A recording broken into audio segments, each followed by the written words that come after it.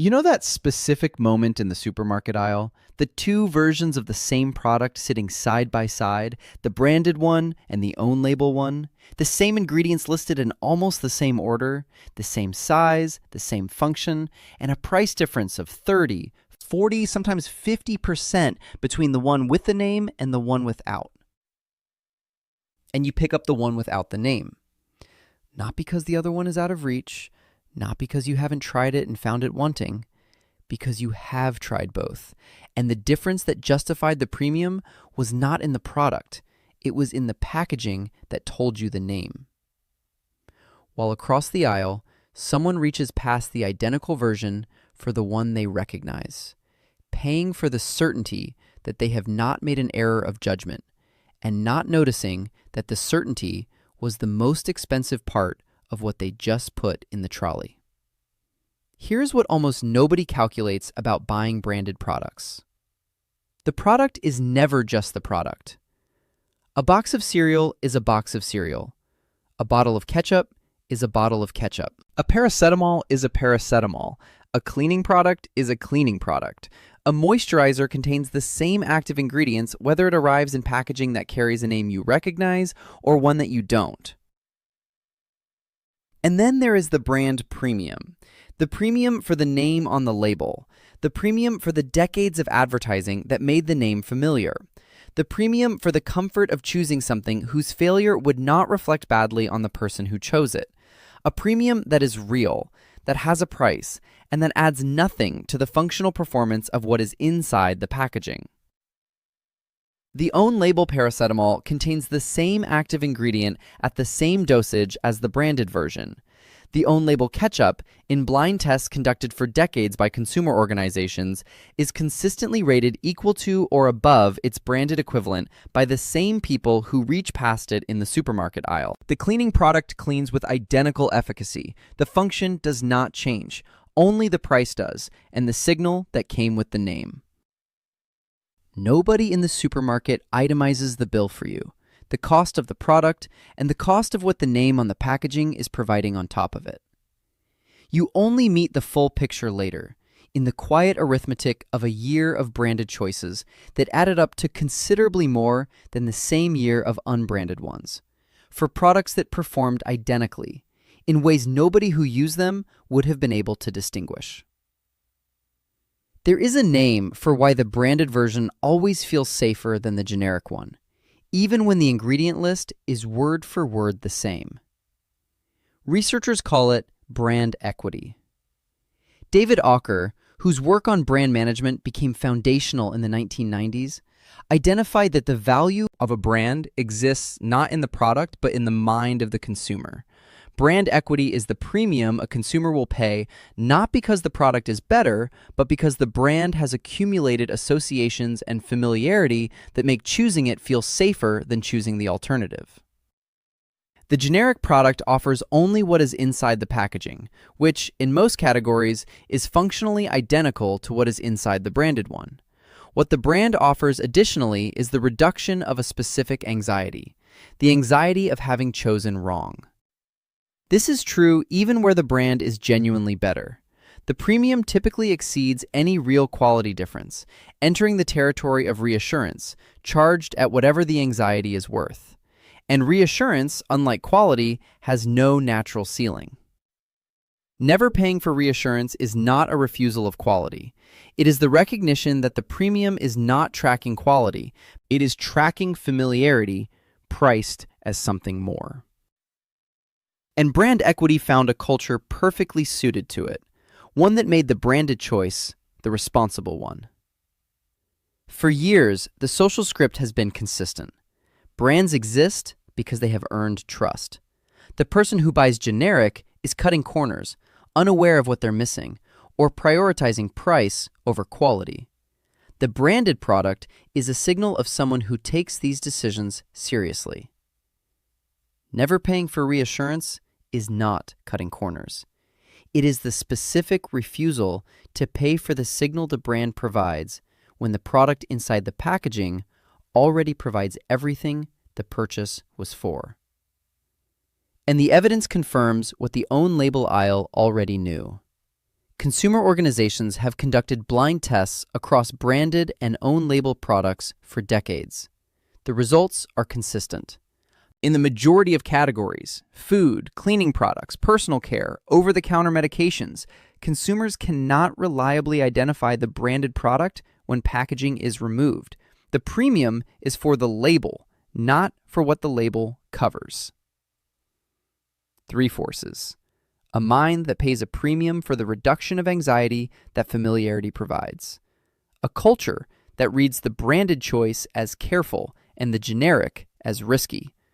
And a price difference, consistent, significant, accumulated across every category, that is entirely in the packaging and not at all in what it contains.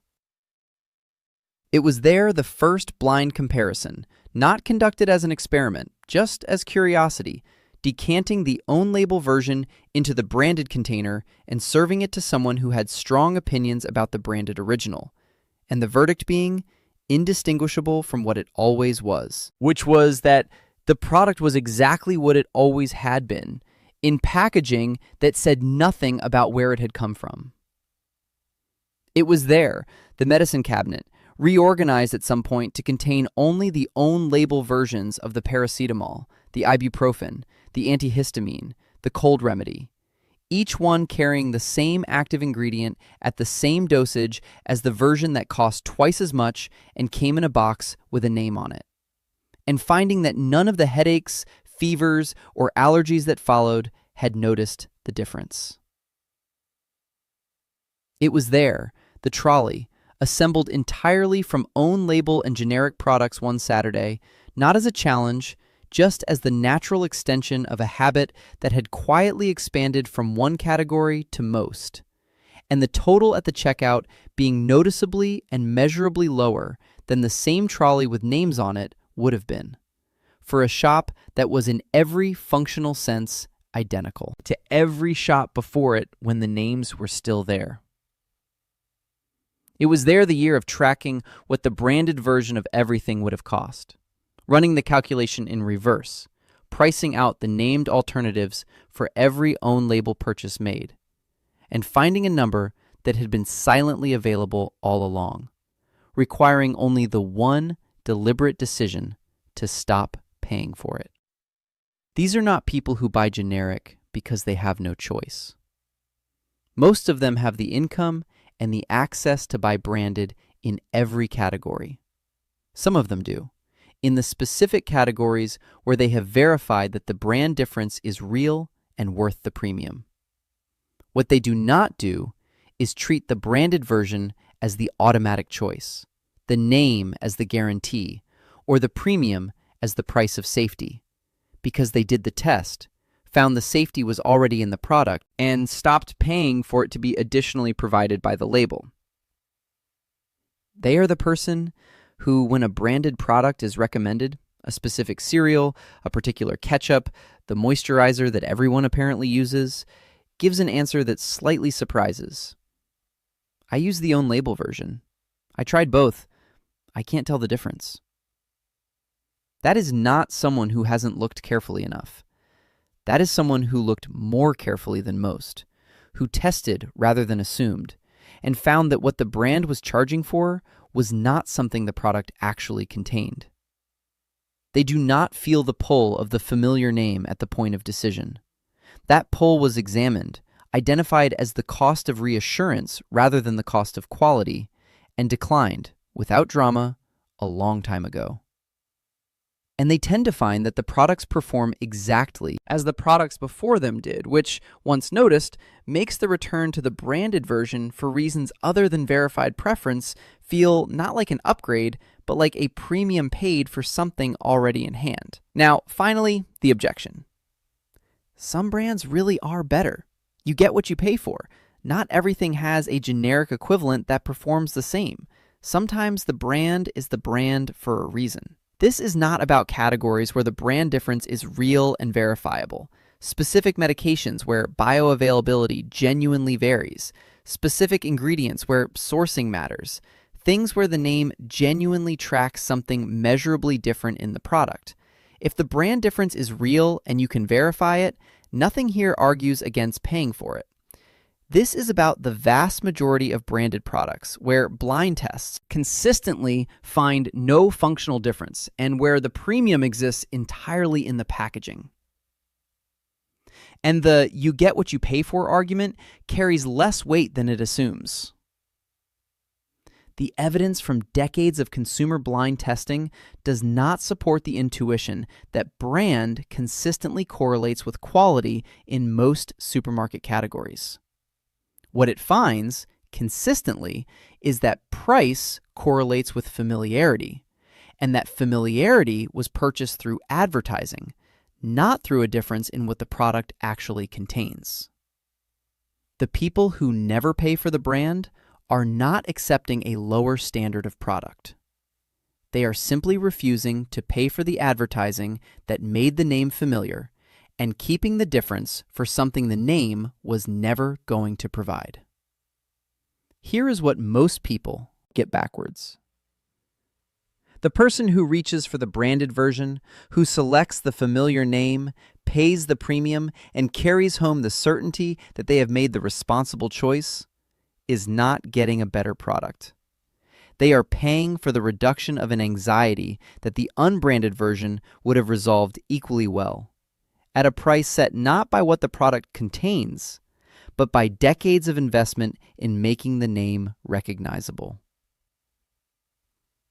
The person who never pays for the brand is not taking a risk.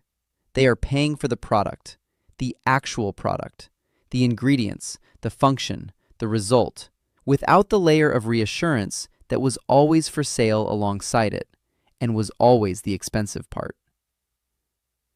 Most people pay for the reassurance that comes with the name. These people just pay for the thing. And the person who pays only for the thing is not using something inferior. They are using something that cost what it was worth, which turns out to be considerably less than what the name was charging for the privilege of being recognized. There is a moment people who never pay for the brand all describe in almost the same way. It is not the first own label purchase. It is not the blind test that confirmed what was already suspected. It is an ordinary shopping trip, the trolley assembled from habit, the own label versions chosen without calculation, without comparison, without the slight hesitation of someone not entirely sure and noticing, briefly, that the name has stopped mattering. Not because it was suppressed, because it was examined, found to be a price for something other than the product, and set aside. Not pride in the saving, not satisfaction at the decision, just the quiet, ordinary experience of buying what the product is, without also buying what the packaging says it should be worth. Not because brands are always wrong, because in most categories, most of the time, the label was the only thing different. The name was never the point. What not paying for it when the product was already there said about everything else was.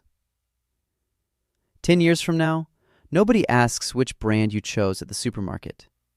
They ask whether you ever confused the price of reassurance with the price of quality, and whether you spent years paying for one while believing you were paying for the other. Do you still reach for the brand, or have you stopped paying for what the packaging says it should be worth? Drop it below.